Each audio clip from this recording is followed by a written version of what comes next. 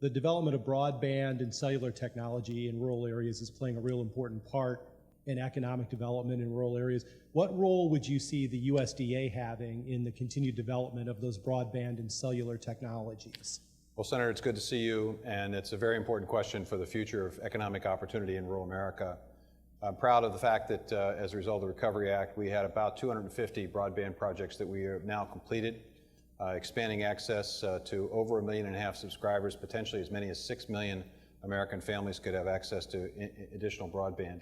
We're working with the industry to use the programs that we have within the Farm Bill, the Connect USA program, the distance learning and telemedicine programs at USDA through Rural Utility Service, providing loans and grants to expand broadband access.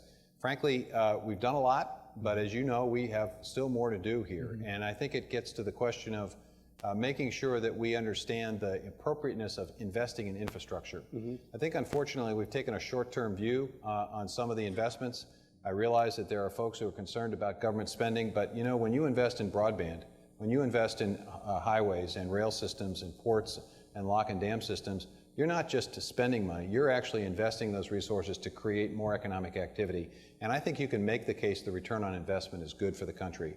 So my hope is that as part of a larger conversation that we see expanded access. One last point I'd make on this.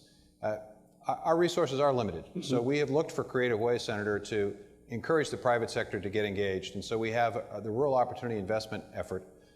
We worked with a farm credit system, Mark, and we've basically identified through CoBank and Capital Peak Management $10 billion that they're willing to commit to loans for infrastructure, could include broadband projects.